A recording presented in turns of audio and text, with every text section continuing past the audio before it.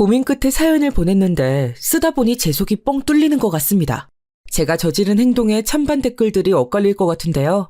여러분들이 끝까지 들어주시고 의견을 댓글로 남겨주시면 감사하겠습니다. 제 사연을 보내게 된 이유부터 말씀드리겠습니다. 정말 사랑했던 사람이 있었습니다. 20대 중반에 만나서 사귀다가 혼전 임신으로 결혼하게 되었죠. 그 당시에는 결혼하기에 빠른 나이가 아니었기에 서둘러 결혼을 하고 아이를 낳았습니다. 저는 첫째를 낳아 정신없이 기르다가 또 임신을 하게 되었고 둘째까지 낳아 아이를 키우는데 전념하게 되었습니다. 애들 키우면서 회사 다니는 게 뭐 가능이나 했겠나요? 그래서 저는 자연스럽게 독박 육아를 하며 회사를 다닐 수 없게 되었고 아이들을 키우는 것에만 전념해왔습니다. 큰애가 중학교, 작은애가 초등학교를 가는 나이가 되자 이제야 조금 시간이 생겨서 국가에서 지원하는 그런 배움 지원을 적극 활용해서 저는 40의 나이에 사회복지 공무원이 되었습니다. 다시 일할 수 있게 된 거죠. 그걸 시어머니께서는 너무 좋아라 하셨습니다. 그동안 애들 혼자 키우느라 살림하랴 정말 고생 많았다. 회사 다니다가 못 다니고 계속 집에서 애들이랑 씨름하고 있으니 그게 얼마나 답답하고 힘든지 내가 모르겠냐. 당연히 잘 알지. 그래도 포기하지 않고 이렇게 또다시 공부해서 사회복지 공무원으로 일하게 되다니 정말 대견스럽다 우리 며느리. 이제 곧 출근하게 되면 출퇴근하느라 바쁠 테니 내가 현영이 끝나는 시간 맞춰서 간식도 해놓고 할 테니까 너무 걱정하지 말고. 어머님, 정말 이렇게 먼저 알아주셔서 너무 감사해요. 사실 계속 애들 둘 키우느라 힘든 건 사실이었지만요. 그래도 제가 이렇게 다시 공부할 수 있었던 건 중간중간 어머님께서 계속 도와주셨기 때문이라고 생각해요. 늘 감사하게 생각하고 있어요, 어머님. 앞으로도 정말 잘 부탁드릴게요. 제가 퇴근은 최대한 빨리 할 수 있도록 열심히 일해볼게요. 정말 어머님이 도와주셔서 너무 든든해요. 그래, 현수도 중학생이면 이제 다 컸고 현영이도 초등학교 5학년이니까 몸 걱정이고 이제 다 키워놓았는데 너도 네 일하면서 살아야지. 내가 아직 몸이 성해서 도울 수 있어서 다행이다. 집안일 너무 걱정하지 말고 우선은 출퇴근하고 일하는 거 적응하는 데 집중해라. 네, 어머님. 이렇게 배려해 주셔서 너무 감사해요. 어머님께서 도와주시는 만큼 얼른 적응하도록 할게요. 저는 시어머니께서 평소에도 아이들 돌보는 것을 다행히도 정말 많이 도와주셨고 사회복지 공무원이 되기 위해 공부하던 당시에도 집안일부터 시작해서 정말 많은 도움을 주셨거든요. 남편과도 사이가 좋았지만 결혼 후에는 남편보다 늘 따스하게 대해주시고 배려심 넘치는 저희 시어머니 덕분에 아이들을 잘 키워낼 수 있었습니다. 아직도 늘 그 부분에 대해서는 참 감사하게 생각하고 있고요. 저는 운 좋게도 집에서 가까운 복지회관에 경력단절 여성 사회복지 공무원으로 취직할 수 있게 되었고 집을 벗어나 다시 월급을 받으면서 사회인으로서 한 자리를 차지하며 일을 할 수 있다는 사실이 너무 좋더라고요. 시어머니도 그렇고 남편도 진심으로 축하해 주었고요. 여보, 축하해. 집에서 가까운 곳에 배정되었다며? 너무 잘 됐다. 그동안 여보가 힘들게 공부하고 준비한 보람이 있네. 애들도 엄청 좋아하지. 난 여보가 내 아내라서 정말 자랑스럽다. 다시 공부하고 시험 치고 합격하는 게 얼마나 어려운 일인데. 팔불출이야 정말. 여보는 누가 들으면 진짜 팔불출인 줄 알 거야. 아니다. 너무 사이가 좋아서 불륜인 줄 알려나? 결혼하고 벌써 몇 년이 지났는데도 아직도 항상 여보가 나 이렇게 많이 사랑해주고 축하해주고. 난 너무 행복한 사람이야. 이게 다 여보랑 어머님 덕분이지만 고마워 여보. 팔불출 좋지. 내가 좋으면 되는 거 아니겠어? 우리가 행복한 게 중요한 거지. 그리고 불륜으로 보면 또 어때? 우리 사이가 그만큼 좋다는 증거인걸? 남들 어떻게 보든 난 신경 안 써. 우리 여보가 세상에서 제일 중요해. 그나저나 현수랑 현영이는 어디 갔대? 통 안 보이네. 원래였으면 달려나와서 엄마한테 축하한다고 뽀뽀새를 했을 애들이. 오늘은 현수랑 현영이 둘 다 어머님네 가서 자고기를 했지. 어머님께서 특별히 오늘 여보랑 단둘이서 축하 파티 거하게 하라고. 애들은 맛있는 거 해주신다고 하더라고. 신경 쓰지 말고 오늘을 즐기라고 하시네. 아니, 내가 여보랑 단둘이 오붓하게 한잔하고 싶었던 거 어찌하시고. 역시 우리 엄마가 센스가 있으시다니까. 정말 대단하셔. 그러면 오랜만에 맛있는 거 먹으러 가자. 어때? 얼마 만에 둘이서 외출하는 거야. 난 너무 좋지. 그럼 나갈 옷으로 갈아입고 올게. 여보가 예약 좀 해줘요. 우리 좋아하는 소고기집 있잖아. 거기 가서 와인에 한우 먹자. 시어머니께서 제가 근처 복지관에 취직했다는 걸 알고는 남편과 저 둘만의 시간을 보내라고 아이들을 댁에서 하루 재워주겠다고 데리러 가시기도 했습니다. 다른 친구들이 질투할 정도로 저는 정말 복받은 며느리라고 생각했죠. 남편과도 사이가 너무 좋아서 다른 친구들이 그게 가능하냐고 되물을 정도였으니까요. 저는 20대 중반의 남편을 만났지만 저도 남편도 서로가 처음이라서요. 오히려 남자라고는 현재 남편만 바라보고 남편도 제가 첫사랑이라 가능한 일이 아닐까 그런 생각도 하곤 했습니다. 비교 대상이 없으니까 더 서로 잘하게 되고 애틋하고 그런 게 있다고 해야 될까요? 혼전 임신으로 곤란해하고 불안해하던 저의 손을 꼭 잡으면서 평생을 책임지겠다고 해준 모습이 믿음직스러웠습니다. 그 모습에 저는 남편과 평생을 함께해도 될 거라고 생각했고 한눈을 팔 수 있는 사람이 결코 아니라고 생각했었습니다. 하지만 그건 저만의 착각이었을까요? 한없이 행복할 것 같았던 저의 인생에 예고 없이 들이닥친 이 불행은 정말 감당하기 힘들었습니다. 저는 아이들과 남편, 시어머니의 지지를 받으며 사회복지 공무원으로 열심히 일했고 어느덧 그렇게 2년이 순식간에 흘러가더라고요. 일을 다시 시작하면서 어려운 것도 많았지만 도움이 필요한 어르신들과 주민분들에게 적절한 정책과 혜택 등을 안내하고 도움을 주는 일이 저의 적성에 딱 맞는 일이더라고요. 국가에 도움이 되는 공무원으로 일한다는 보람도 있었고요. 출근하고 퇴근할 때까지 정말 하루하루가 바쁘게 흘러갔지만 그래도 그만큼 즐겁게 일했던 것 같습니다. 그렇게 일하고 퇴근해서 집에 오면 정말 너무 피곤해서 녹초가 되고 말았죠.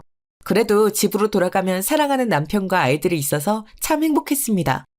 그런데 걱정이 생겼다면 생겼달까요? 일을 다시 시작하고 나서 남편과의 관계가 조금 뜸해지기는 했었거든요. 제가 일하는 동시에 남편도 회사에서 하필 일이 더 많아서 피곤해진 것이 그 이유라고 생각하면서 대수롭지 않게 넘어갔던 것이 잘못이었던 걸까요? 저 또한 병원에서 시달리다가 돌아오고 나니 피곤해서 그렇게 믿고 넘어가 버렸던 제 자신이 한심할 정도니까요. 남편을 철저하게 믿었던 저를 남편은 정말 철저하게 배신했더라고요. 남편은 이런 저를 두고 바람을 폈습니다. 지금이라도 알아서 천만다행이었지만 정말 끔찍했습니다. 속이 뒤집어지고 하늘이 노래지는 기분이 바로 이런 기분이었다는 것을 알게 되어버렸거든요. 남편이 다른 여자와 팔짱 끼고 술 마시고 모텔로 들어가는 걸 제 동료 사회복지쌤이 봐버렸다는 건 우연이 아니겠죠. 처음 그 말을 사회복지쌤한테 듣고서는 정신 나간 사람처럼 그럴 리 없다고 잘못 보신 거 아니냐고 호통을 치면서 말도 안 된다고 믿지 않으려고 했습니다. 그러다가 저와 남편의 관계가 서운해졌던 것을 떠올리게 되었고 이내 진짜냐고 물으면서 울다가 동료 사회복지쌤이 몰래 찍은 남편의 사진을 보여줘서 보게 되었습니다. 그 순간 저는 갈 곳을 잃은 사람처럼 주저앉아서 멍하니 아무 말도 못하게 되었죠. 도저히 아니라고 부정할 수가 없더군요. 틀림없는 제 남편의 얼굴이었거든요. 그 순간 제 눈에 뿌옇게 차오르는 것은 복수심에 불타는 용광로처럼 뜨거운 눈물이었습니다. 배신감과 처절한 좌절감에서 나오는 이 눈물이 마르기 전에 저는 남편에게 달려가 따져 물어야겠다고 생각했습니다. 그러다가 떠오른 건 저를 위해 늘 먼저 도움을 주셨던 시어머님이었습니다. 당장 퇴근 후 남편의 얼굴을 보면 눈물만 하염없이 차오를 것 같아서 우선 무작정 시어머님 댁으로 갔습니다. 어머님, 이렇게 갑자기 와서 이런 말씀을 드리게 돼서 정말 죄송해요. 제가 어머님한테밖에 이야기할 곳이 없어서 그랬어요. 어머님, 저 이제 어떡하죠? 저랑 같이 일하는 사회복지쌤이 저희 남편이 다른 여자와 팔짱 끼고 술 마시고 모텔로 들어가는 걸 봤다고 하네요. 그 사진도 있어요. 방금 확인하고 왔고요. 저 이제 어떻게 살아요, 어머님? 어떻게 저한테 남편이 그럴 수 있는 거죠? 그게 정말이냐? 사진까지 봤다고?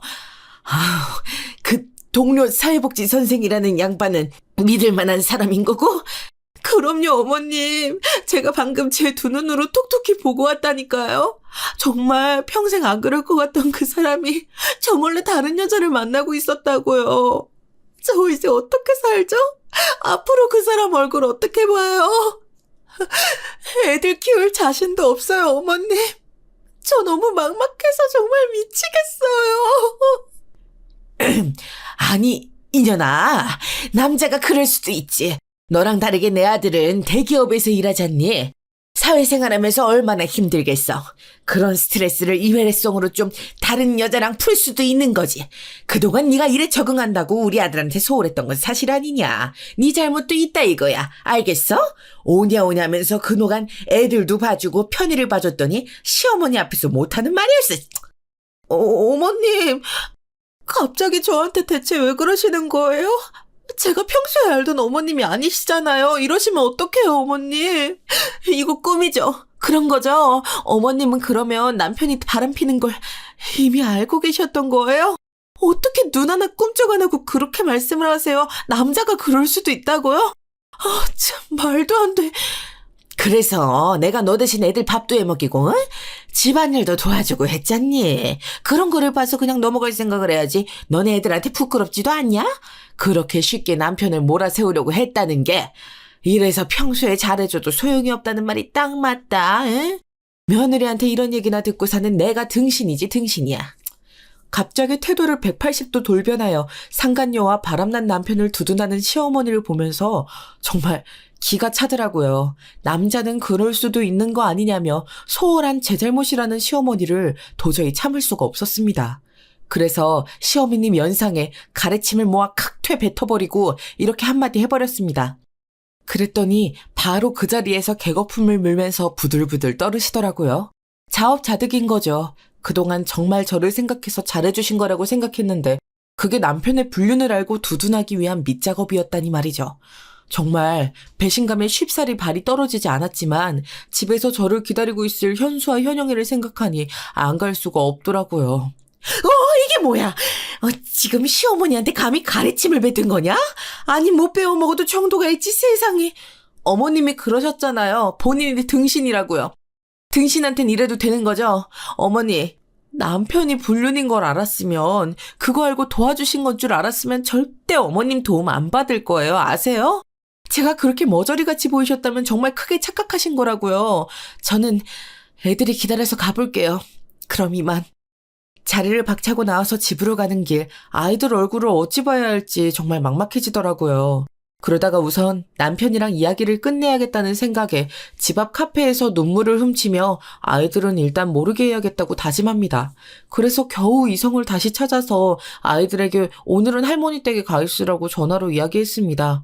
급하게 집에 일이 생긴 것 같아서 할머니 댁에 가 있는 게 좋을 것 같다는 핑계를 대고 말이죠. 그렇게 둘러대고 아이들이 떠난 집안에서 저는 남편이 오기만을 이를 갈고 기다리고 또 기다렸습니다. 차라리 이대로 남편이 오지 않기를 어디 가서 콱 사고라도 나서 죽어버리길 바라면서 말이죠. 상간녀와 바람을 펴도 죽어버리면 보험금은 저와 제 아이들 몫이 될 테니까요. 정말 그렇게 바람을 핀 게 사실이라면 꼴도 보기 싫었거든요.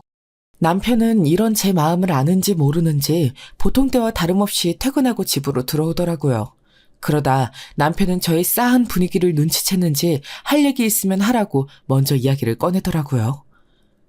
여보, 그렇게 노려보지만 말고 할 말 있으면 해. 할 말이 있는 거 아니야? 왜 그렇게 뜸을 들여? 얼른 하고 싶은 말만 해. 난 준비되어 있으니까. 정말 뻔뻔하네. 할 말이 있으면 하라고? 내가 알던 내 남편이 맞아? 어머님도 그렇고 당신도 그렇고 어떻게 이렇게 뻔뻔하게 180도 다른 모습으로 날 대할 수가 있어? 내가 14년 넘게 살아온 내 남편이 정말 불륜을 저지른 게 맞냐고. 어떻게 나를 두고 이렇게 다른 여자랑 그것도 동네에서 이럴 수가 있는 거야? 나 증거도 있어. 사진으로 봤다고. 나한테 네가 어떻게 그래 어떻게. 내가 입에 10개라도 할 말이 없다. 그래 미안하다. 우리 이혼하자. 안 그래도 이야기하려고 했었어. 당신이 먼저 벌써 알아버렸네. 나 그 여자 진심으로 사랑해. 그 여자는 내 멈춰있던 심장을 다시 뛰게 해준 사람이야. 난 이제 당신이 아니라 바로 그 여자를 책임지고 싶어. 우리가 그동안 너무 애들 키우는 데만 집중하면서 정작 우리 둘의 사이가 멀어지고 있었다는 걸 너무 늦게 깨달은 것 같아. 뭐라고? 뭐? 책임? 책임을 지고 싶다고? 책임이라는 단어 뜻을 알고 지금 그렇게 말하는 거야? 그럼 나랑 당신 애들은? 우리 현수랑 현영이는 뭔 죄야? 그게 지금 당신이 나한테 할 소리야? 책임을 질 거면 네 자식들을 책임져야지. 뭣도 모르고 네 자식들 키우느라 뼈 빠지게 고생한 나부터 책임져야지. 평생 책임진다며.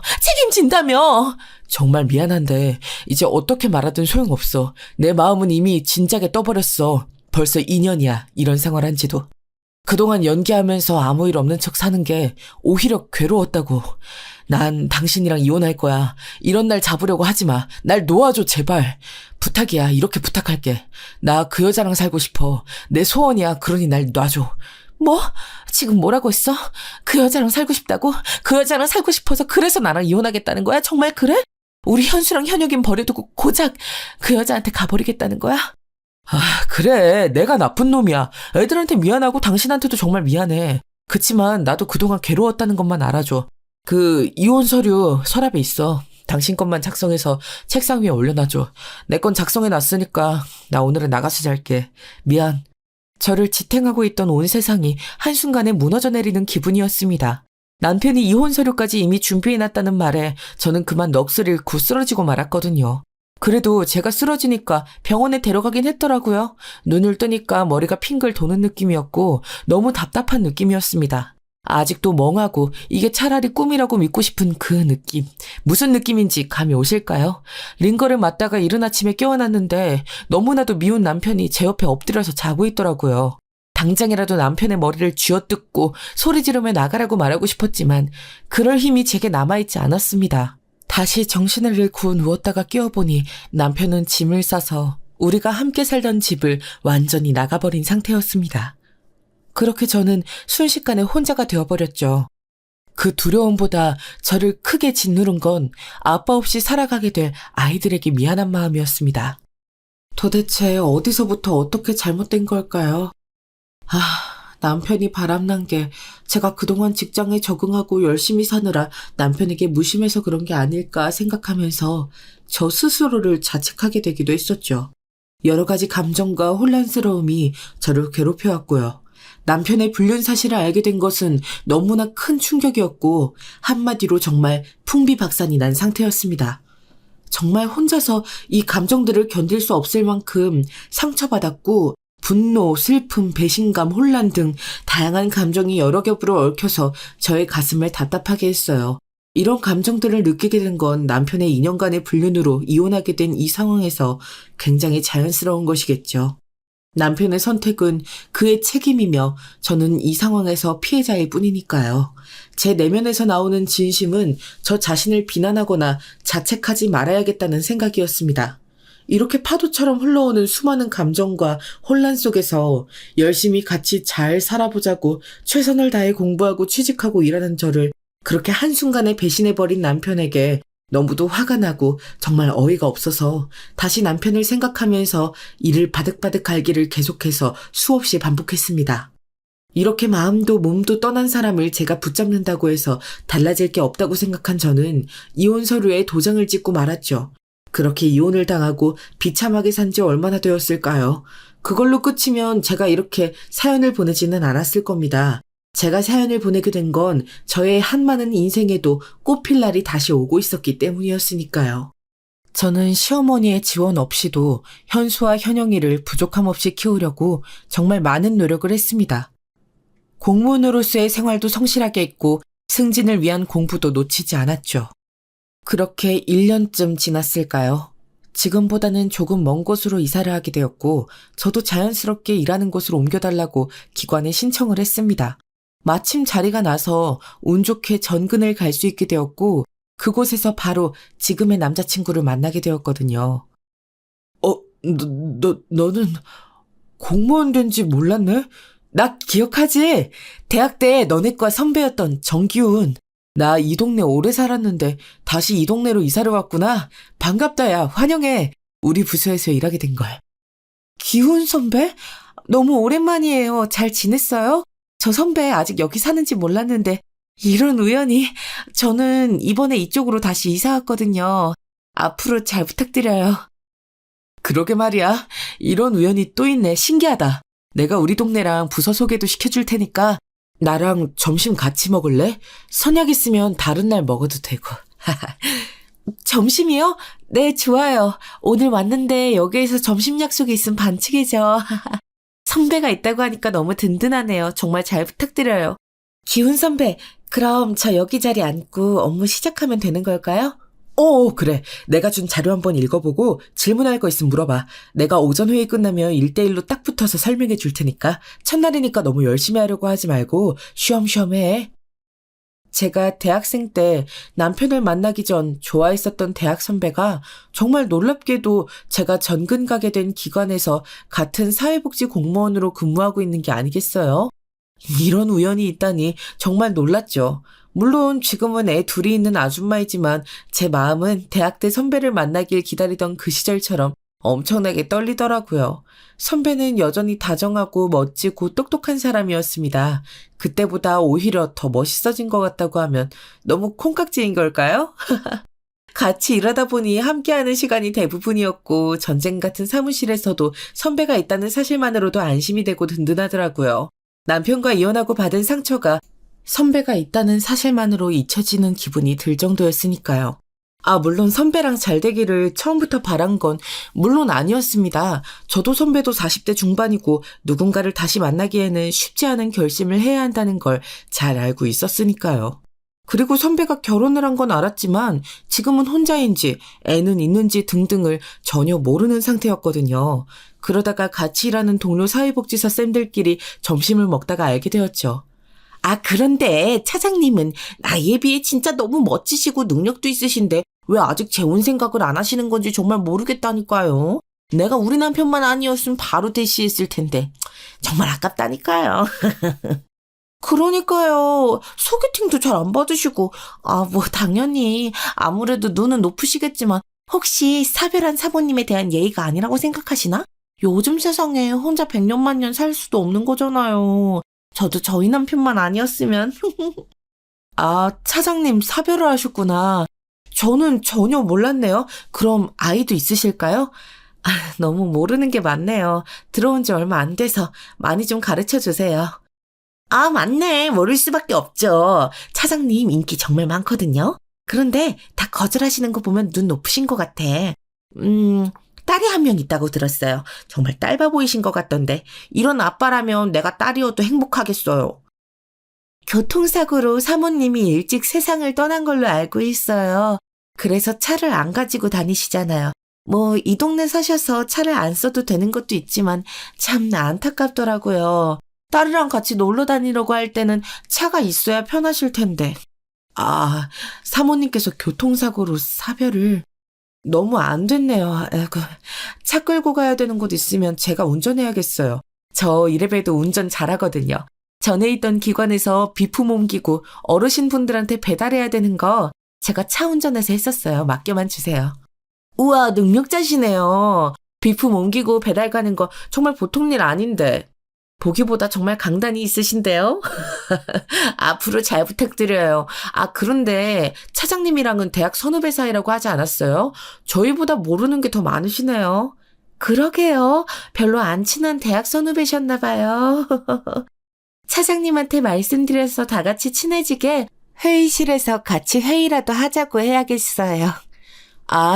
대학 때 엄청 친했던 건 아니죠. 그리고 졸업하고 나서는 한 번도 못 봤던 터라 선배가 차장님이 결혼하신 건 알고 있었는데 사별하신 소식은 아예 모르고 살았으니까요.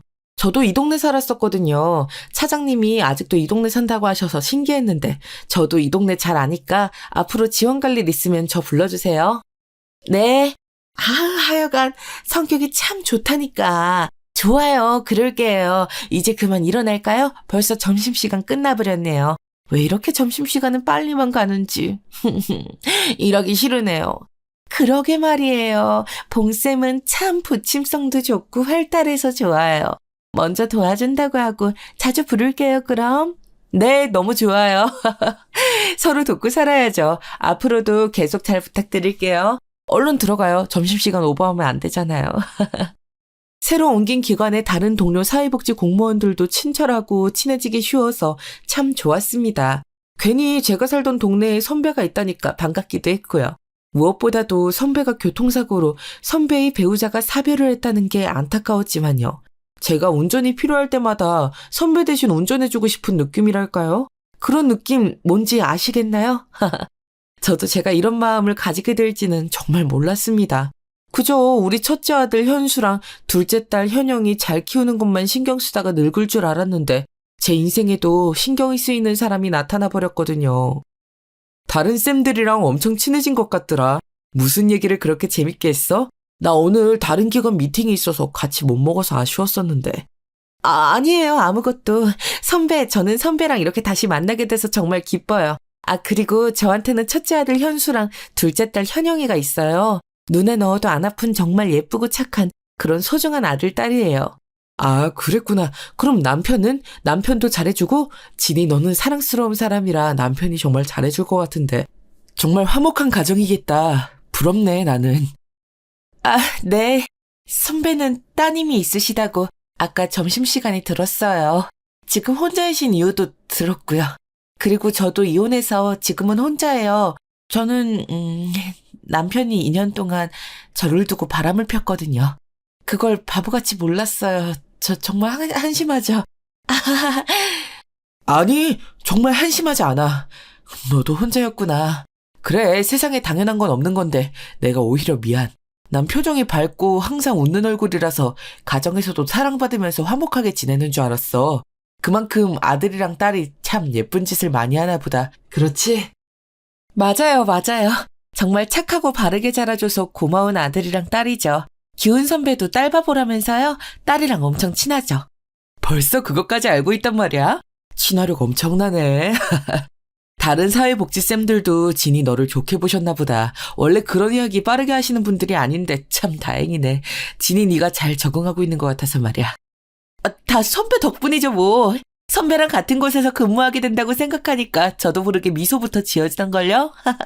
그리고 콧노래가 나왔어요. 그래서 좋게 보였나 봐요. 제가 웃고 있으니까요. 선배 덕분에 동네에 뭐가 바뀌었는지도 속속들이 알게 되고 참 고마워요. 나도 그래. 진이 네가 다시 여기 와줘서 얼마나 반가웠는지 몰라. 난 진이 네가 혼자가 아닌 줄 알고 일부러 거리를 좀 둔 거였는데 동병상련이었다니 이거 어쩌지 더 반가운걸? 저야말로 선배랑 이런 이야기를 할 수 있어서 너무 좋네요. 앞으로는 더 자주 이렇게 이야기할 수 있을까요? 선배만 괜찮다면 전 언제든 괜찮은데 물론 애들이랑 놀아주고 이야기해야 되는 시간은 빼고요. 저도 어쩔 수 없는 엄마라서요. 난 그래서 오히려 더 부담이 줄었는걸? 나도 어쩔 수 없는 아빠라서 말이야. 딸이랑 꽤 친한 편이야. 사춘기인데도 내 딸은 나한테 잘해주거든. 엄마가 없어서 툴툴거릴 수도 있는데 말이지. 그런 모습을 보면 나도 우리 딸한테 더 잘해야겠구나. 그런 생각이 든달까? 그런데 이렇게 이야기하는 거 말고 난 진이 네 이야기도 궁금한데. 제 이야기요? 어떤 이야기를 궁금해 하시는 건지 도저히 생각이 안 나네요. 저희 애들 이름도 얘기했고, 어떻게 사회복지 공무원으로 다시 일할 수 있었는지 이야기하면 될까요? 그 모든 거 전부 다. 너 정말 몰랐구나. 내가 대학 때 너 좋아했던 거. 그때도 지금도 눈치가 없네, 봉진이. 반성해. 그때 네가 갑자기 남자친구가 생겨버려서 고백 타이밍을 놓쳤지만 말이야. 선배, 그게 정말이에요? 날 좋아했다는 그 말 진짜냐고요? 저 지금 심장이 터질 것 같아요. 이거 꿈 아니죠? 꿈 아니야. 속고만 살았어. 하여간 귀엽다니까. 우리 오늘부터 정식으로 만나보자. 물론 기관에는 비밀로 하고. 아무래도 신경이 너무 쓰일 것 같아서 너한테도 안 좋을 거고. 너무 좋아요. 선배도 저랑 같은 마음이었다니. 저도 사실 대학 때부터 선배 좋아했단 말이에요. 그래서 선배를 이 기관에서 다시 만나서 얼마나 기뻤는지 몰라요. 다시 이 동네에서 선배랑 같이 걷고 밥 먹고 하는 것도 정말 꿈만 같았는데 더 꿈 같은 일이 벌어졌네요. 나 좀 꼬집어줘 봐요. 진짜 우리 사귀는 거예요? 그렇다니까. 동네 사람들한테 큰 소리로 말할까? 우리 사귄다고? 다른 직원들은 이 동네 안 사니까 괜찮잖아. 어때? 그렇게 선배와 이야기를 하다가 선배가 갑자기 대학 때부터 절 좋아해왔다고 고백을 하면서 정식으로 저는 선배와 사귀는 사이가 되었습니다. 저의 남자친구가 된 선배를 보는 게 너무 신기하고 또 안 믿깁니다. 아직까지도요. 그만큼 정말 꿈 같은 일이었으니까요. 그렇게 선배와 사귀기로 하고 집에 돌아오니 아이들이 반겨지더라고요. 그리고 선배와 오래 만날지 잘은 모르지만 그래도 아이들에게 먼저 이야기하는 게 맞다고 생각이 들더라고요. 그래서 첫째 아들 현수와 둘째 딸 현영이를 불렀습니다. 현수야, 현영아. 오늘 저녁으로 치킨 맛있게 시켜 먹었어? 엄마가 늦어서 미안. 오늘 엄마가 너희한테 긴히 할 말이 있어서 불렀는데. 잠깐 시간 괜찮지? 너희가 어떻게 받아들일지는 모르겠지만. 엄마, 남자친구 생겼구나. 우리 다 알고 있었는데. 드디어 정식으로 사귀기로 한 거야? 엄마 다 티나요. 우린 엄마가 행복한 거 보면 행복해. 우리 눈치 보지 말고 잘 만나봐요. 좋은 사람인 거지? 그러니까 우리 엄마가 정식으로 만나볼 생각도 했을 거고, 그렇지? 맞아. 엄마, 우리도 더 이상 얘기들 아니라고. 다 알고 있었지. 엄마 남자친구 사진 보여줘. 너무 궁금하다. 잘생겼어? 우리 엄마 예쁘니까 잘생긴 아저씨 만나면 좋겠다. 엄마 축하해. 너희 언제 이렇게 다 컸어? 내가 눈치가 없었네. 나 빼고 내가 사랑에 빠져있는 걸 이렇게 다 알고 있었을 줄이야. 우리 현수랑 현영이가 응원해주니까 정말 눈물나게 고맙잖아? 아우, 이렇게 좋은 날 눈물이 나려고 그러네. 엄마 바보. 울지 마. 울면 바보랬어. 난 우리 엄마 우는 거 싫어. 엄마 말대로 이렇게 좋은 날 울긴 왜 울어? 오, 이게 엄마 남자친구야? 너무 잘생겼는데? 와, 우리 엄마 능력자. 너무 멋지다. 이 아저씨 멋지네. 근데 얼굴만 잘생긴 사람은 아니지? 이상한 사람이면 바로 버려버려. 엄마는 그럴 능력 충분히 되니까. 알겠지? 남자친구는 뭐 하는 사람이에요? 우리 아들 아주 듬직하네. 장가 가도 되겠어? 엄마랑 같은 회사에서 일하는 사람이야. 사실 엄마 대학 때 선후배 사이였고 지금 좋은 감정으로 잘 만나보기로 했어. 우리 아들 현수랑 딸 현영이가 이렇게 응원을 해주니까 정말 잘 만나볼 수 있을 것 같아. 얘들아 너무 고마워. 눈치 없는 저만 빼고 정말 제 아이들은 다 눈치를 채고 있었더라고요. 제가 원래 표정 같은 걸 잘 못 숨기기는 하거든요. 제가 이 동네로 이사 오고 새로운 기관으로 출근하면서 눈에 띄게 밝아졌나 봅니다. 모두 아니, 이제는 남자친구라고 해야겠죠? 제 남자친구 덕분이죠. 그렇게 회사에는 비밀로 하고 아주 잘 만나고 있답니다. 남자친구는 사귀니까 더 다정하고 따뜻한 사람이었어요. 전 남편보다 훨씬 더 말이죠.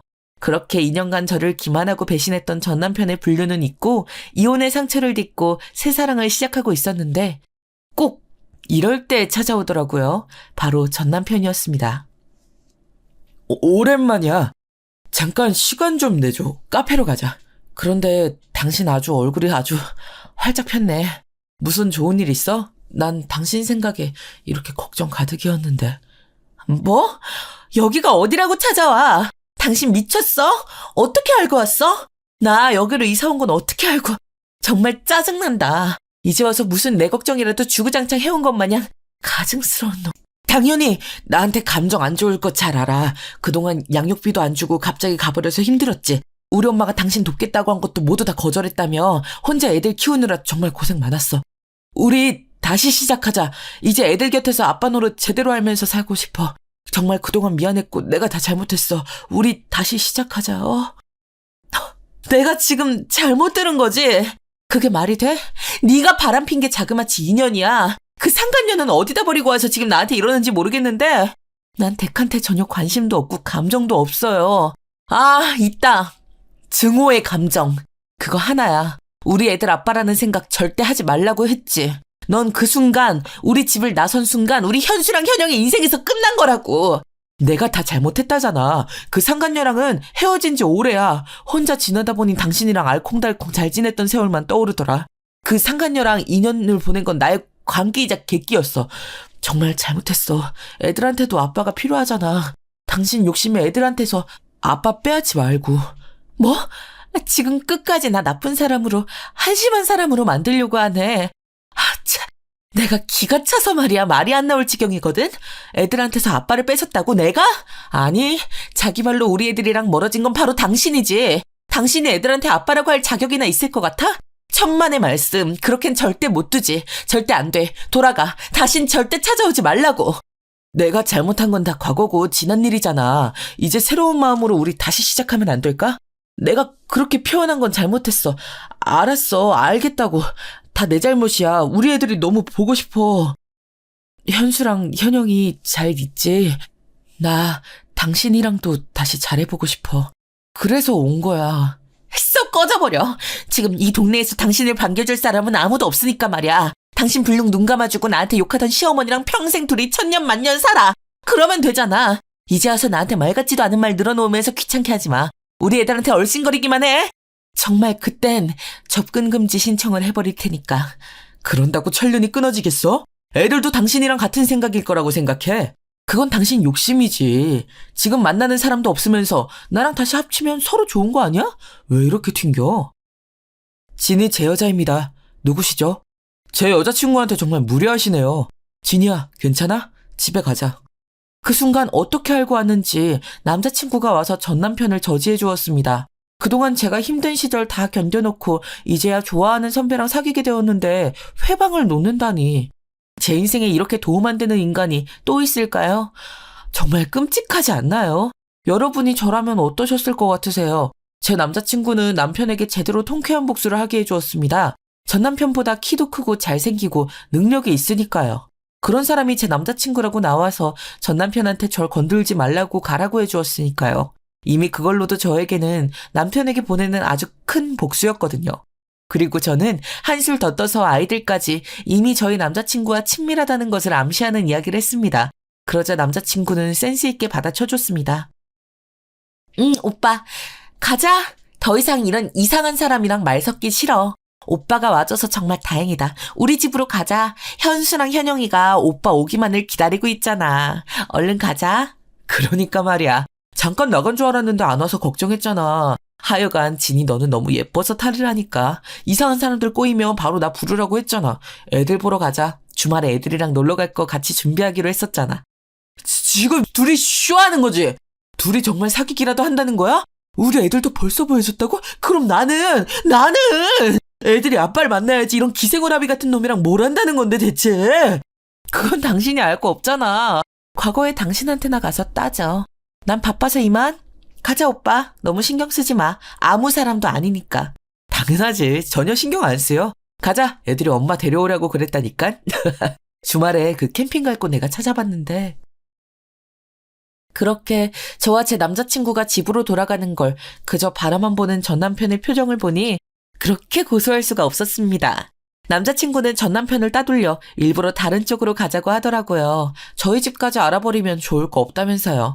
그리고 전 남편이 찾아와서 놀랐겠다며 괜찮냐고 물어봐 주더라고요. 정말 100점 만점에 200점짜리 남자친구가 아닌가요, 정말? 난 괜찮아, 고마워, 오빠. 우리 사귀기로 한 날 하필 재수없게 전 남편이 찾아올 줄이야. 평소에는 나타나지도 않다가 상간녀랑 헤어지고 외로워졌나 봐. 그런다고 우리 현수랑 현영이 얼굴 절대로 보여주나 봐라. 절대로 안 되지. 그렇고 말고. 당연하지. 이제 현수랑 현영이한테는 내가 있는 걸, 그리고 우리 딸한테도 진이 너라는 좋은 엄마가 생길 거고. 그러니까 그런 신경 쓸 가치도 없는 놈은 더 이상 신경 쓰지 마. 상대도 해주지 말고 잘 대처했어, 그지? 덕분에 정말 다행이야. 오빠가 타이밍 좋게 와줘서. 그런데 오빠 너무 앞서 나가는 거 아니야? 오빠 딸도 날 만나고 싶어해? 우리 애들은 오빠 사진 보여주니까 잘생겼다고 너무 멋지다고 하더라. 나도 우리 딸이랑 이야기하고 오는 길이야. 딸이 보고 싶다고 하더라고. 물론 우리가 좀 더 만나고 나서. 그렇게 얘기하고 나니까 네가 보고 싶어지더라고. 그래서 보러 나왔는데 타이밍 좋게 우리가 만난 거지. 고생했어, 전 남편 상대하느라. 역시 내 남자친구 너무 멋있어. 난 오빠 딸이랑 만나는 거 너무 좋아. 천천히 우리 현수랑 현영이랑 함께 알아가자. 오늘 너무 고마워. 앞으로도 잘 만나보자. 이제 집으로 갈까? 전 남편은 그 뒤로 자기가 상대도 안 된다는 걸 알았는지 찾아오지는 않더라고요. 찾아오더라도 어쩌겠어요. 현수랑 현영이도 아빠랑 함께 하길 원하지는 않는걸요. 게다가 잘생긴 새아빠가 생길 판이라니 전 남편이 낄 자리가 전혀 없잖아요. 저는 아직도 불륜을 알게 되고 시어머니에게 찾아가 눈물로 호소하던 때를 잊을 수가 없습니다. 남자니까 불륜 한 번 정도는 괜찮다며 소홀하게 한 제 잘못이라니. 지금이 무슨 조선시대도 아니잖아요. 그러면서 다짜고짜 저한테 욕을 하는 시어머니에게 당한 배신과 충격은 잊어지지 않으니까요. 불륜을 2년 동안이나 저지른 남편도 충격이었지만 그 불륜을 알면서도 감싸준 시어머니가 쌍으로 충격이었거든요. 그런 말도 안 되는 집안에서 벗어나 이렇게 새 삶을 살 수 있었잖아요. 지금 이제라도 제 남자친구와 새로운 제 인생 2막을 꿈꿀 수 있어서 정말 다행인 것 같습니다. 여러분 정말 참지 마세요. 부당한 건 부당하다고 얘기해야 합니다. 안 그러면 그래도 되는 줄 알거든요. 여러분들이 행복한 삶을 살아가실 수 있기를 진심으로 바랍니다. 저의 사연 들어주셔서 정말 감사드려요. 행복하세요.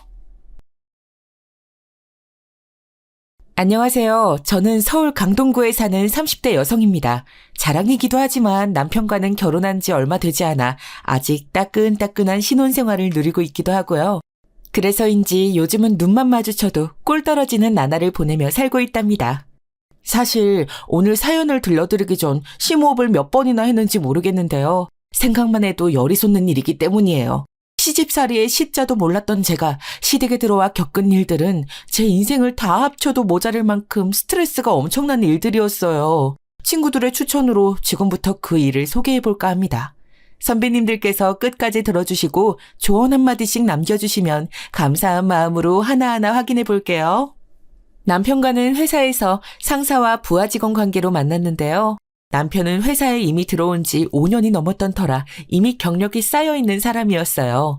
일 처리 속도도 빨랐고 뭐든 효율적으로 하는 사람이었죠. 업무 능력이 좋아 곧잘 인정받는 사람들 있잖아요. 남편은 그런 유형의 사람이었는데 그와 달리 저는 잔실수가 많아 혼나기도 많이 혼났어요.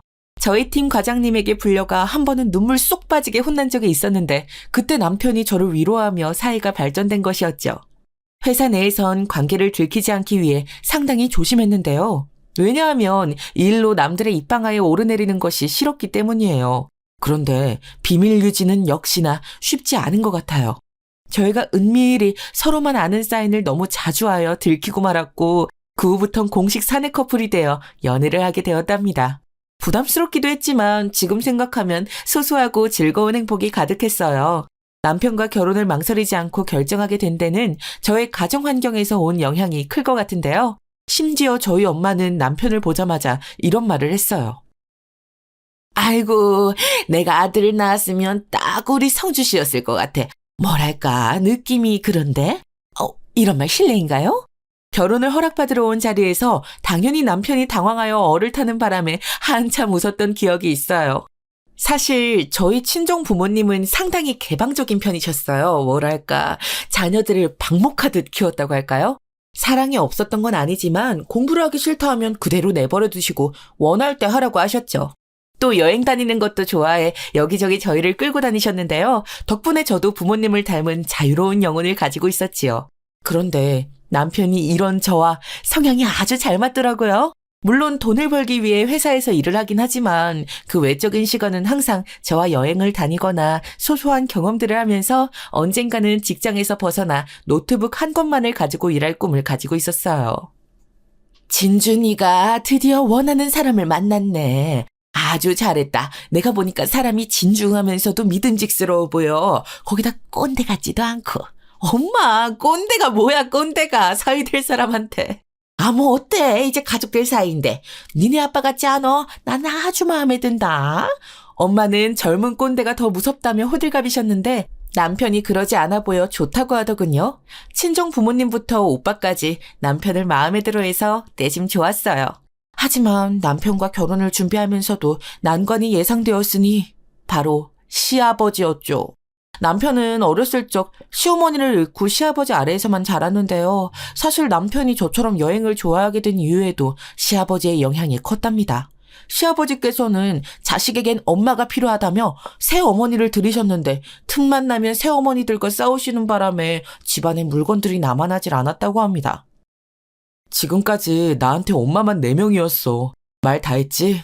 남편이 한숨을 푹 쉬며 하는 말에 놀라지 않았다면 거짓말이에요. 그중에서 남편을 구박하고 싫어하는 새어머니도 있었으니 남편은 언젠가부터 집이 싫어졌다고 했습니다.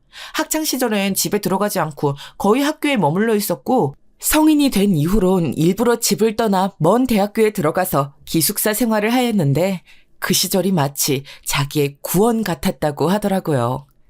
그때 처음으로 집을 떠나서 이곳저곳 자유롭게 여행 다니면서 지냈는데 얼마나 좋았는지 몰라. 집을 떠난 것만으로도 해방감이 들더라고. 아무튼 나는 지조라고 모르는 우리 아버지가 싫어. 아버지가 친 사고들만 생각만 해도 답답해. 그러니까 당신도 결혼 후에 우리 아버지한테 잘하려고 굳이 노력할 필요 없어. 아버진 고마움 같은 거 모르시는 분이야. 남편은 시아버지에 대한 혐오감을 적잖이 드러냈어요. 남편의 말을 듣고 저 역시 어쩐지 긴장되는 마음으로 만나게 되었는데요. 시아버지는 첫인상부터 범상치 않으셨어요. 좋은 말로 하면 자신을 굉장히 잘 꾸미는 스타일이셨고, 나쁘게 말하면 약간인 그 정도가 지나쳐 허풍도 있으신 분 같았습니다. 그리고 조금 놀랐던 점은 집에서 조용히 저녁을 먹다 갑자기 카페에 나가 차 한잔을 하자고 하시길래 같이 나가게 되었는데, 아버님이 글쎄 흘긋흘긋 지나가는 여자들을 보는 느낌이 들더라고요. 그것도 자기보다 30살은 좋게 어린 젊은 여자들을요. 보는 제가 다 민망해 얼굴을 돌리고 남편도 너무 창피했습니다. 물론 결혼 후엔 시아버지의 이런 면모를 더 속속들이 알게 되었는데요. 저희가 결혼을 했을 때만 해도 당시 제게 시어머니는 없었어요. 시아버지는 이미 수많은 여자들을 만나며 질릴 대로 질린 상태라 하셨고 여자라면 신물이 난다고 하셨거든요. 난 여자라면 이제 학을 떼고 싶다. 차라리 지나가던 걔랑 결혼을 하라면 했지. 그 여잔 싫어. 거기다 내 나이 또래 여자들은 다 주름도 짜글짜글이고 이쁘장하지도 않지. 우리 진주 정도면 모를까. 그런데도 아버님은 그것도 저희 앞에서 하신 말과는 다르게 아버님보다 최소 10살은 어린 누군가를 만나셨고 저희는 원치 않게 자주 여자와 팔짱을 끼고 다니는 모습을 목격할 수 있었답니다. 뭐 여기까지였다면 감당할 수 있었을 것 같기도 한데요. 이런 시아버지를 능가하는 사람이 있었어요. 바로 여기서부터 저의 시댁살이가 험난하겠구나 바로 예상할 수 있었죠. 큰형님 역시 시아버지 못지않게 범상치 않은 분이셨는데요. 큰아주버님이 장가를 일찍 들어 형님은 비교적 이 집안에 일찍 들어오셨어요. 그래서 처음엔 큰형님에게 이것저것 배우려고 많이도 물어보고 새벽부터 일어나 명절 준비 음식도 제가 앞장서 해가곤 했답니다. 그런데 큰형님은 뭐가 마음에 안 드시는지 매사 이게 마음에 안 든다 저게 마음에 안 든다 히스테릭을 부리셨어요. 형님의 그런 태도는 저를 너무도 지치게 했는데요. 아유 동서 이거 전이 너무 짜지 않아? 소금 좀 작작 넣지 그랬어. 아 형님 제가 신경 쓴다고 썼는데 부족했나 봐요. 죄송해요. 조금 간을 덜 해볼게요. 저희 집이 조금 간이 세거든요. 시댁에 왔으면 시댁법을 따라야지. 젊은 사람들이 그것도 몰라서 어째? 뭐든 빠릿빠릿해야 이쁨 받는 거야. 내가 충고해준 거다 동서. 큰형님은 명절 때 해간 음식에도 저렇게 대놓고 퉁을 줄 정도로 큰형님은 얄미운 타입이셨습니다. 그리고 나중에 저한테 사과랍시고 이쑤시개로 이빨을 들쑤시며 말하시더라고요. 동서, 내가 아까 말이 심했지? 동서가 이해 좀 해줘. 내가 요즘 스트레스가 심해서 그래. 동서도 애 둘 키우다 보면 이해할 거야. 어찌나 애들이 말을 안 듣는지 이 엄마를 아주 개무시한다니까.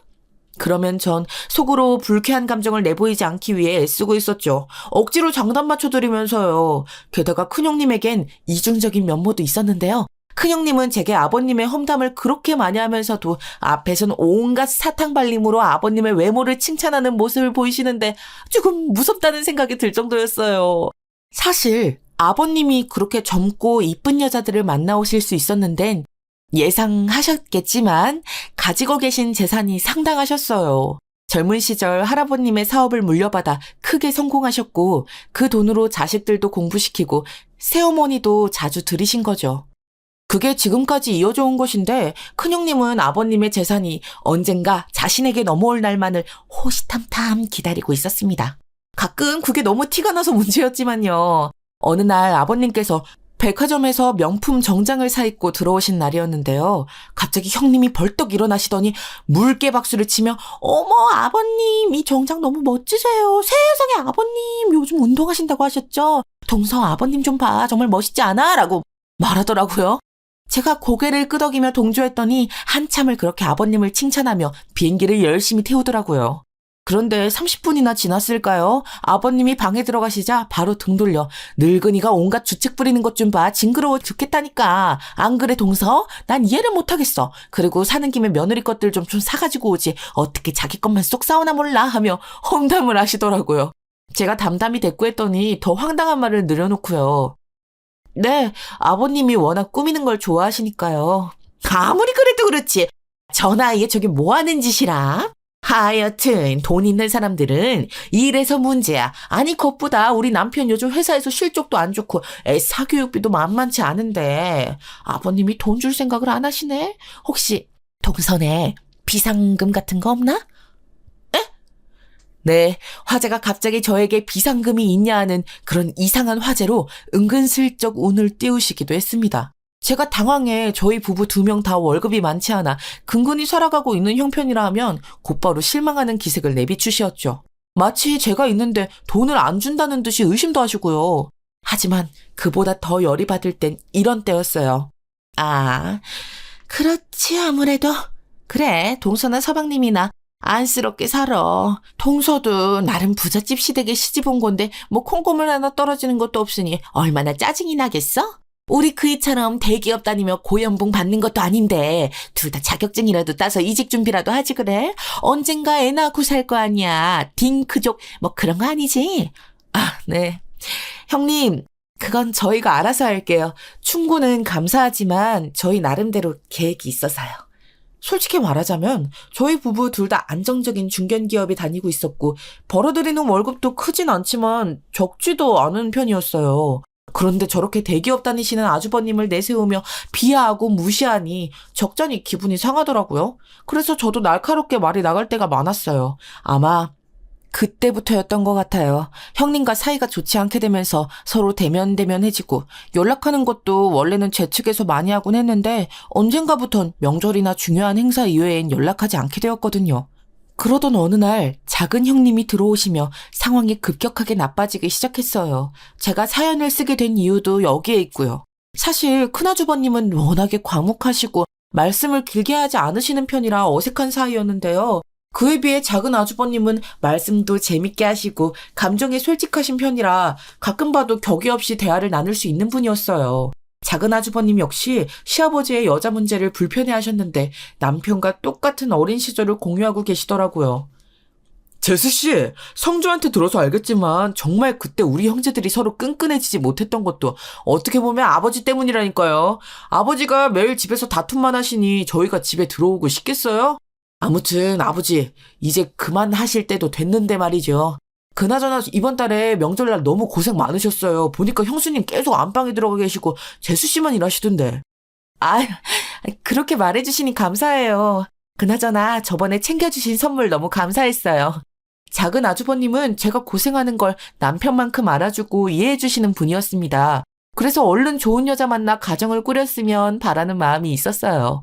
본인은 결혼을 간절히 원하시는데 막상 마음에 맞는 여자를 못 만나고 계셨거든요. 남편은 탈모가 오고 있는 작은 아주버님 머리숱이 문제라며 결혼하길 틀렸다고 혀를 찢찢 찼지만 저는 작은 아주버님의 인성을 알아보시는 분이라면 분명 좋은 여자가 나타날 거라고 믿었어요.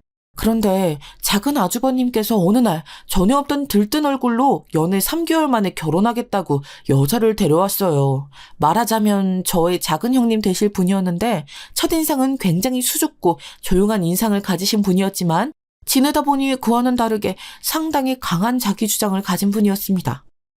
동서, 내가 전에 말했던 거 기억하지? 난 위계질서가 확실히 잡혀있는 게 좋다고. 저번에 동서가 아버님 생일 준비한다고 했던 거 말이야. 난 동서가 막내이니 더 많은 걸 준비해야 한다고 생각해. 큰형님, 어떻게 생각하세요? 그럼 당연하지. 원래 이런 건 막내가 다 하는 거야. 나도 우리 집에서 막내딸로 자랐지만 언니 오빠들한테 죄다 지면서 살아줬어. 동서도 그러려니 하고 받아들여. 형님, 죄송한데 저도 일하는 사람이라 말씀하신 이것들을 다 만들긴 어려워요. 주신 목록 보니 음식 가짓수가 10가지나 되는데 이걸 저 혼자 다 하라고 하시는 건 무리예요. 형님들께서 조금만 도와주시면 안 될까요?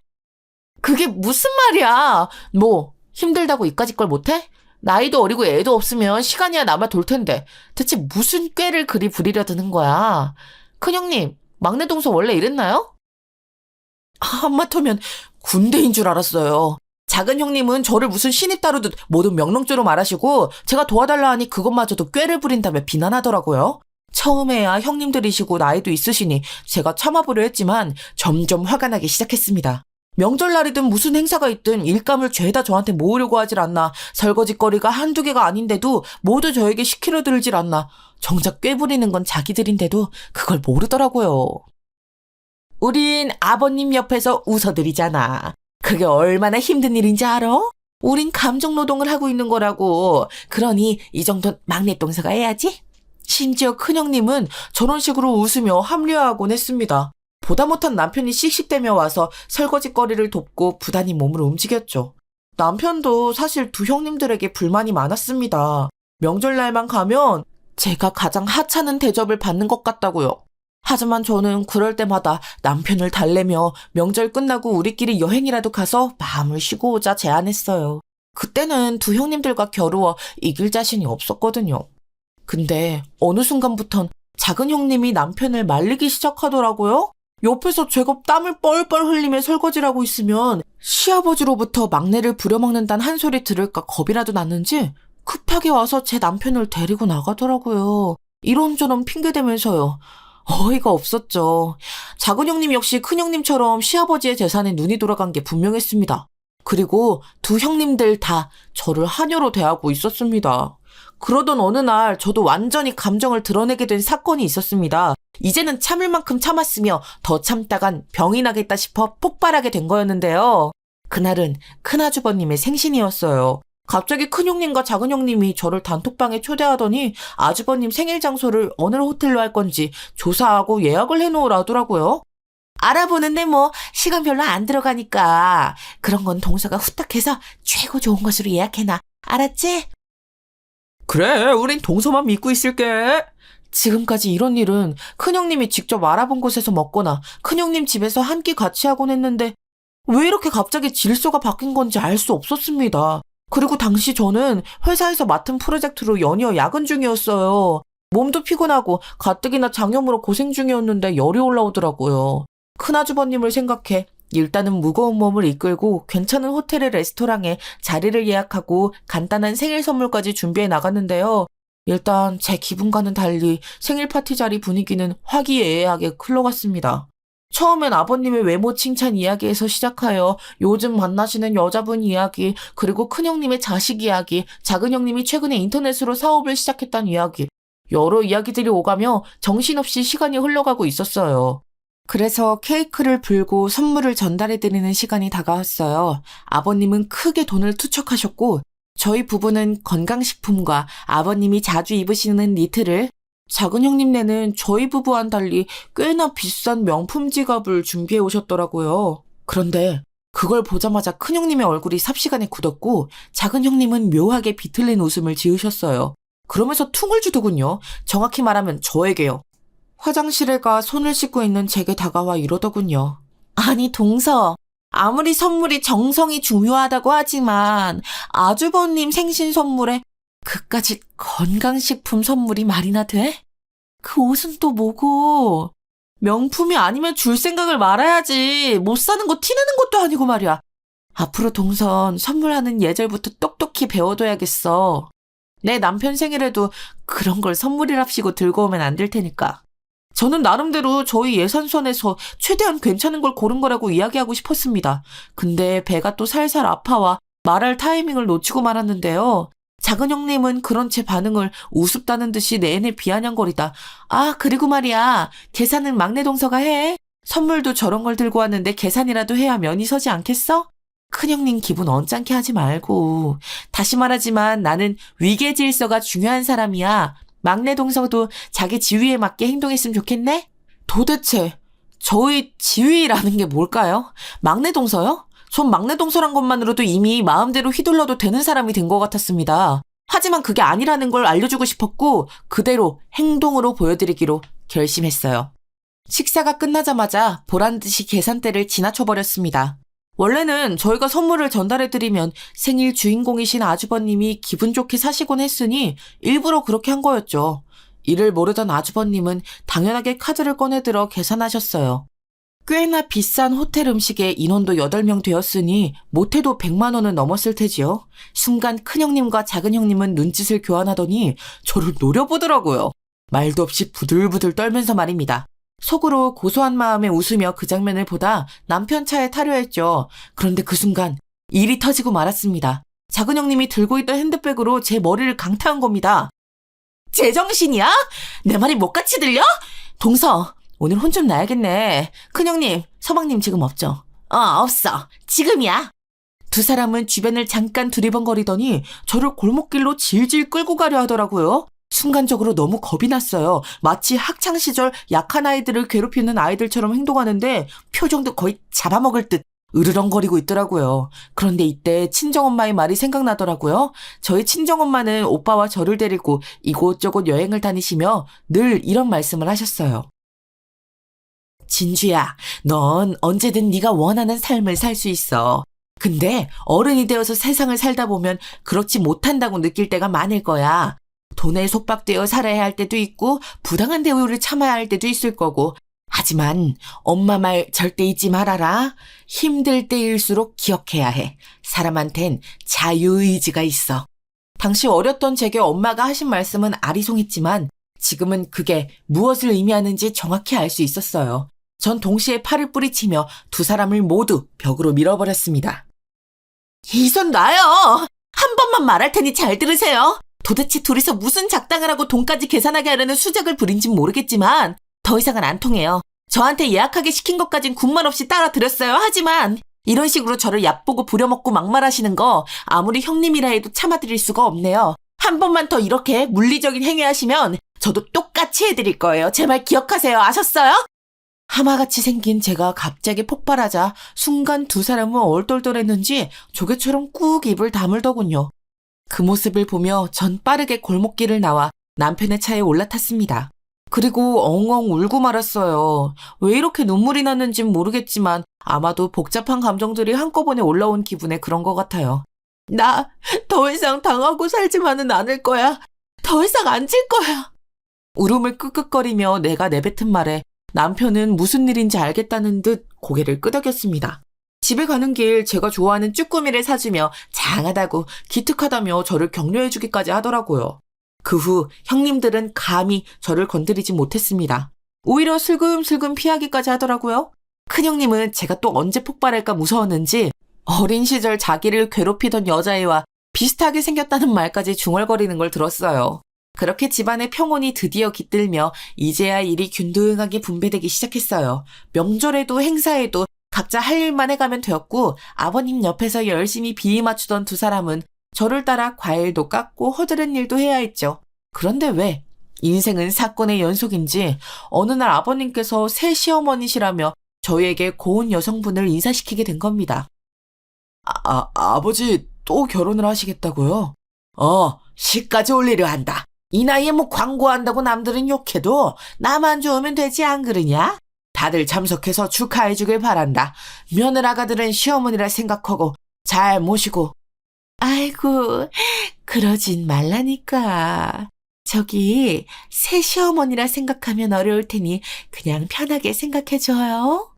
그토록 늦은 나이에 새 시어머니까지 데리고 오실 줄은 그 아무도 예상치 못했던 터라 형님들에 이어 아주버님들 저까지 모두 경악하고 말았습니다. 거기다 결혼식까지 올리고 싶어 하시니 더더욱 그럴 수밖에요. 형님들은 이미 재산을 저 여자가 가로채려 들지 모른다며 새 시어머니의 자식들에 대한 조사까지 마치신 뒤였습니다. 두 사람이 한 대화를 들었어요. 아니, 이대로 가만히 있으면 안 돼. 우리가 똘똘 뭉쳐서 어떻게든 몰아내야 한다니까. 맞아요, 형님. 딱 봐도 여우같이 생겨서는 그 여자 자식들도 만만치 않은 것 같아요. 죄다 양아치처럼 생겨서 폼파리 같은 거나 하고 있어요. 하지만 새 시어머니 역시 만만치 않은 분 같았습니다.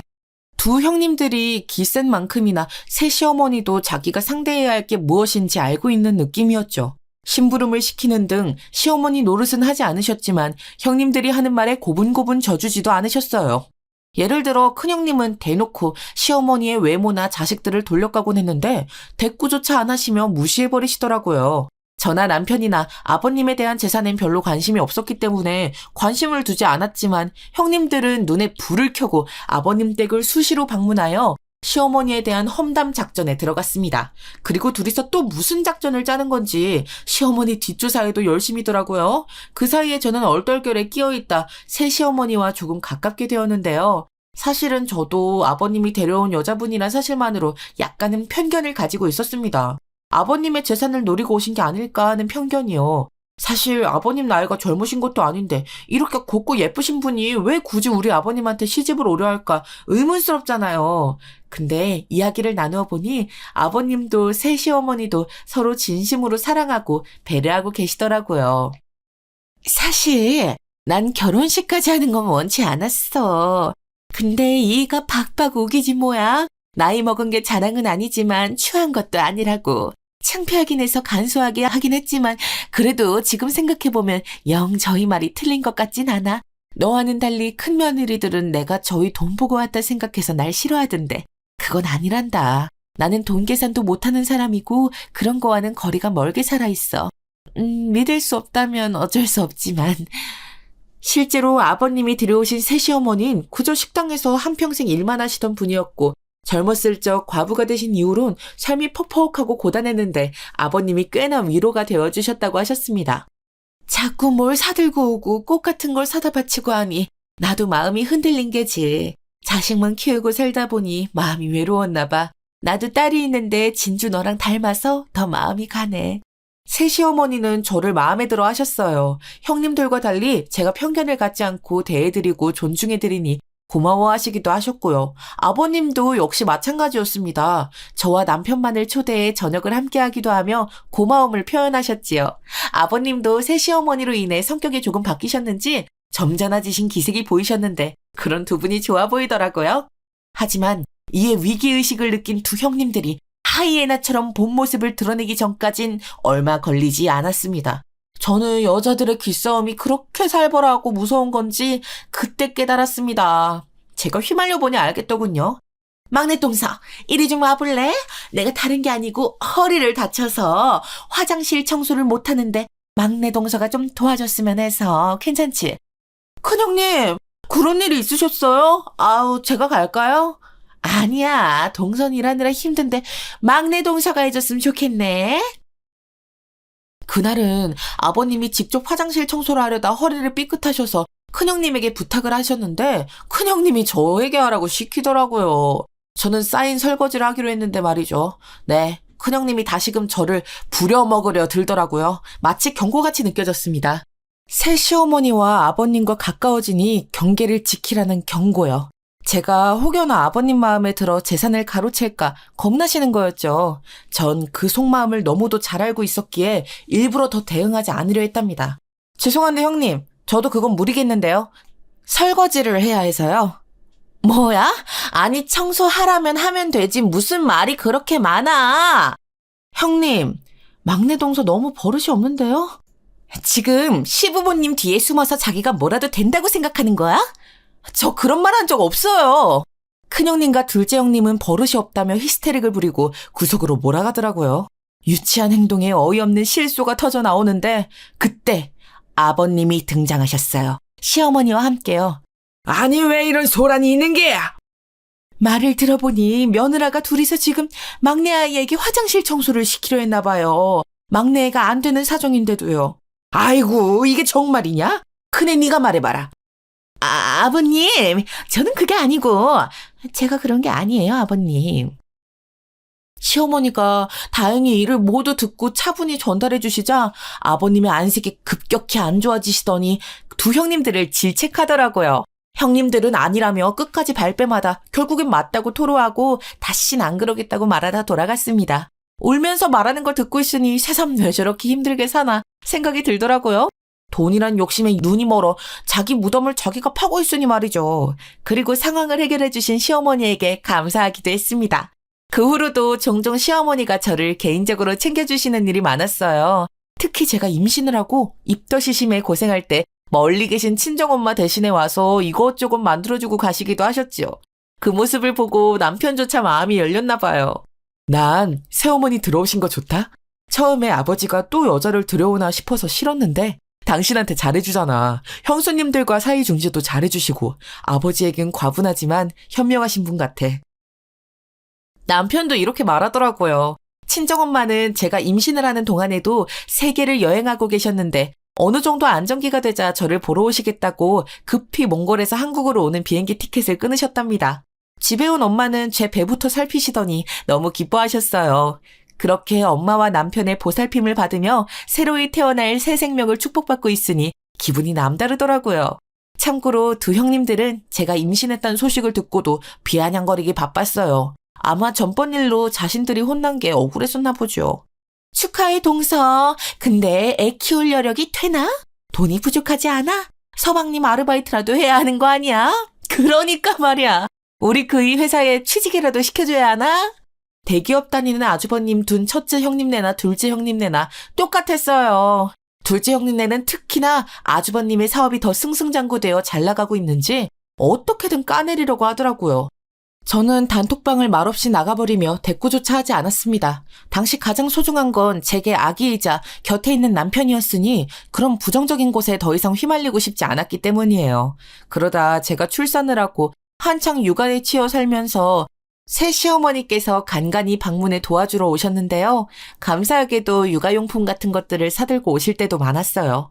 그러던 어느 날 남편과 저를 불러놓고 힘겹게 말씀을 꺼내시더라고요. 조금 어색한 기색으로 말씀을 꺼내시길래 무슨 말인지 궁금했는데 들어보니 전혀 예상치 못한 의외의 말씀이셨습니다. 저기 곧 어머니 제사가 있다고 들었어. 내가 제사 음식을 준비해볼까 하는데 그래도 한평생 식당에 일해서 음식 솜씨는 나쁘지 않으니 나름대로 정성을 다해보고 싶은데 그래도 괜찮을까 해서 말이야. 네, 그럼요. 안 될 거 뭐 있나요? 저야 감사하시죠. 어머님, 그럼 저도 같이 도울게요. 어머님 혼자 준비하기 힘드시니 그날 일찍 집으로 갈게요. 어머님이 먼저 꺼내신 말씀에 남편은 얼떨떨한 표정으로 고개를 끄덕였어요. 사실 새시어머니 입장에선 얼굴 한 번 못 보신 분인데 남편과 아주버님의 친모인이 챙겨드리고 싶어하는 그 마음이 너무 애틋하잖아요. 시어머니는 늘 지내오던 제사였기도 했으니 이왕 하는 거 정성을 다해 차려드리고 싶었다고 하더라고요. 그래서 저도 함께 돕기로 하고 형님들에게도 말을 전하게 되었습니다. 근데 거기서부터 분란이 일어나기 시작한 거예요. 어머, 아니 제사 음식을 준비하라고? 막내 동서 그럼 시어머니랑 둘이서 하면 되겠네. 왜 우리까지 끼워서 하려고 하는 거야? 난 요즘에 애 키우느라 바빠. 우리 애 지금 영어 성적 떨어져서 난리도 아니라고. 나도 마찬가지야. 우리 남편 회사에서 일 도와주고 있느라 하루 쉴 여력도 없어 죽겠는데 무슨 제사 음식까지 준비해. 막내 동서랑 시어머니가 하기로 했다며. 그럼 둘이 해. 하기야 이런 건 원래 한가한 사람들이 하는 거야. 안 그래요 형님? 지금까지 제사 준비를 해왔던 두 사람이 전번 날 여러 핑계를 대며 제사 음식 준비에서 빠지겠다고 하는 겁니다. 제사 음식 준비가 쉬운 일도 아니고 다짜고짜 빠지겠다고 하는 형님들에게 화가 났어요. 거기다 이런 말까지 하는 겁니다. 그럼 원래 돈이 없으면 이런 거라도 하면서 시댁에 보탬되고 그러는 거야? 우리 아버님 용돈도 평소에 넉넉히 드리고 하니 그런 거 참여 안 해도 되겠지만 막내 동서는 우리와 사정이 다르잖아. 그건 너무나 모욕적인 발언이었어요. 화를 내려 하기도 전 작은 형님 역시 열심히 거들더라고요. 맞아요, 큰형님. 서방님이나 동서 둘 다 돈 없는 월급쟁이들이니 이럴 때라도 어른들께 잘해야죠. 아니다. 동서는 이제 육아하느라 돈도 못 버니 더 큰일이네. 뭐라고요? 지금 두 형님들 뭐 하시는 거예요? 왜 동서 너무 맞는 말이라 찔려? 그러면서 형님들은 자기들이 아버님을 모시고 이번에 해외여행에 가기로 했다며 그런 비행기 티켓값을 끊을 자신이 없으면 그런 거라도 해야 된다고 말하더라고요. 아버님께 눈물 쏙 빠지게 혼나고 정신을 차린 줄 알았는데 오히려 돈으로 사람의 환심을 사는 방법을 이용하고 있었더군요. 작은 형님은 통화가 끝난 후 비행기표 티켓 사진까지 보내주며 앞으로 그런 허드렛 일은 저와 시어머니 둘이서 하라는 문자까지 날렸습니다. 너무 화가 나 몸 전체가 부들부들 떨려오는데 남편에게 털어놓고 싶다는 생각도 안 들더라고요. 조금 진정이 되고 난 후에야 남편이 들어왔을 때 잠시 산책을 하러 나가자고 하곤 겨우겨우 이 말을 전했는데 남편 역시나 듣고 단단히 눈이 돌았어요. 어쩐지 아버지가 형수들이랑 해외여행 간다고 하시더니 이럴 줄 알았어. 두 사람 진짜 대단하다. 대체 형들은 그런 형수들이랑 어떻게 사는 거야? 남편이 아주버님에게 전화하겠다는 걸 겨우 말리었고 저와 남편은 그날 공원에서 서로 힘든 감정을 나누며 한참을 분을 삭히다 돌아왔습니다. 그날은 힘겹게 잠에 들었던 것 같아요. 허나 하나 문제가 있었는데 곰곰이 생각해보니 출산 후 몸이 다 낫지 않은 상태라 적극적으로 음식 준비를 돕기 힘들 것 같더라고요. 시어머니께 어떻게 말해야 할지 몰라 말을 고르다 솔직하게 형님들은 시간이 안 되시고 저는 몸이 조금 아프다고 말씀드렸는데 시어머니는 그럴 줄 알았다는 듯 괜찮다며 자신이 직접 다 하겠다고 하시더라고요. 나 혼자 해도 충분해. 전이랑 몇 가지만 하면 되니까. 천천히 준비하면 되니 너무 걱정하지 마렴 아가. 너도 몸이 아직 성취하는데 아기랑 있어라. 그래도 어머님 혼자 하기엔 너무 힘드세요. 어머님은 절대 오지 말라 하셨지만 저는 당일 어머님이 걱정되어 가만히 있을 수가 없겠더라고요. 결국 힘든 몸을 끌어안고 아기를 데리고 시댁으로 향했어요. 가니 이미 많은 음식들이 준비되어 있어 깜짝 놀랐는데요. 적어도 3, 4일 전부터 준비를 하신 듯 여러 종류의 음식들이 이미 차려져 있더라고요. 보니 음식 재료값만 해도 30만 원은 들어갔을 것 같아 죄송스러웠어요. 얼른 뭐라도 돕기 위해 천천히 전을 부치기 시작했는데 이상하게 식은땀이 나기 시작하더군요. 왜 그런진 모르겠지만 몸에 힘이 하나도 없어 자꾸 전을 부치는 손이 떨려왔어요. 어떻게든 겨우겨우 마무리를 해나가는데 그때쯤 형님들이 들어왔고 저를 보자마자 어머 막내 동서 고생하고 있었네. 우리가 일이 있어서 못 도와줬어. 일을 어쩌지? 미안해서. 라고 하며 하나도 미안하지 않은 표정으로 짓거리더라고요. 모른 채 하고 마저 밤을 쌓고 있는데 갑자기 눈앞이 뿌얘지는 겁니다. 그때부터 몸이 정말 이상하다는 게 느껴졌지요. 그 사이 형님들은 재빠르게 시아버지 옆에 찰싹 달라붙어 해외여행 때 쓰고 갈 선글라스를 주문해놨다며 떠들고 있었고요. 그러다 저도 모르게 테이블을 손으로 붙잡고 있었는지 갑자기 옆에서 이런 소리가 들리고 있더군요. 막내 동서 왜 그래? 아니 지금 혼자 일했다고 시위라도 하고 싶은 거야? 그러니까 말이야. 막내 동서 적당히 좀 하지. 일은 동서만 했어? 우리도 일하고 왔어. 하여튼 집안에 저런 사람들이 한 명씩 꼭 있다니까요. 그깟 제사 음식 한다고 생색을 내니 10번 시켰다간 아주 죽겠네. 죽겠어? 그만하세요 형님들. 제가 대항하자 그때부터 작은 형님과 큰 형님은 더 신이 난 듯 번갈아가며 저와 남편을 입방아에 올려 쿵쿵 찌어대기 시작했어요. 자기네들 집 수준과 비교하면서 심지어 저희 아이까지 겨냥하더라고요. 이번에 미국으로 해외여행을 가는데 부모가 경제력이 없으니 우리 애기는 그런 해외여행 한번 못 가보지 않겠냐고 불쌍하다면서 말이죠. 그 말에 머리가 핑그르르 더 도는 것 같은 느낌이 들었습니다. 쥐고 있던 밤을 손으로 모조리 으깨어 던져버리고 싶은 심정마저 들었죠. 저는 고개를 돌려 겨우 형님들 쪽을 쳐다보며 노려보았어요. 그러다 이내 다리에 힘이 풀려 풀썩 주저앉았는데 큰형님이 그러더군요. 저년이 또 지랄쇼하고 있네. 그때는 부엌에 저와 형님들 말곤 없었는데 급기야 저한테 저런 욕까지 하더군요. 기야말 충격을 받은 것도 잠시 남편이 달려와 큰형님과 작은형님의 뺨을 번갈아 쳤습니다. 저는 소리를 지를 기운도 없이 그대로 의식을 잃고 쓰러져 버렸고요. 눈을 떠보니 응급실이었죠. 그리고 응급실에서 꽤나 놀라운 소식을 듣게 되었는데요. 바로 제가 목격한 게 허상이 아닌 실제로 일어난 일이었다는 거예요. 여보가 쓰러지는데 형수들이 한 말에 너무 화가 나서 손을 올렸어. 정말 난 이 정도일 줄은 몰랐어. 왜 그간 자세히 말 안 했어? 정말? 그럼 내가 본 게 진짜야? 옆에서 어머님과 아버님은 저를 걱정스럽게 쳐다보며 말릴 새도 없었다고 고개를 끄덕이셨어요. 이어 아버님은 두 아이들이 그런 짓을 당해도 싸다면서 왜 홀로 미련하게 당하고 있었냐며 저를 다정하게 질책하시더라고요. 어머님은 제가 마음이 약해 그런 거라며 감싸주셨습니다. 알고 보니 아주버님들로부터 집안 식구 모두가 거실에서 형님들이 저에게 하는 일방적인 욕을 모두 듣고 계셨던 것이었습니다. 그 여자들은 안 들릴 거라고 생각하고 한 말이었지만요. 일단은 다행히 검사 결과 별 이상은 없고 과로로 인한 것이었다는 결과만 얻은 채 응급실에서 나왔는데요. 병원에서 나오자마자 큰형님과 작은형님 두 분이 무릎을 꿇고 저희 집 현관문 앞에 있더라고요. 너무 놀라 두 형님을 쳐다보았더니 이런 말을 하더군요. 동서, 아버님이 우리한테 재산 안 주신대. 각서까지 쓰시겠대. 동서가 잘 좀 말해주면 안 될까? 나 뺨까지 맞았어. 알잖아. 나름대로 벌 받았으니 그걸로 충분하잖아. 어? 그래 동서. 우리가 잘못했어. 나랑 이혼해야만 재산 주시겠다고 하는데 도저히 이길 재간이 없어. 미안해 동서. 용서라는 말 지겹겠지만 우리 자식을 봐서라도 한 번만 넘어가주면 안 될까? 결국 돈 때문이더라고요.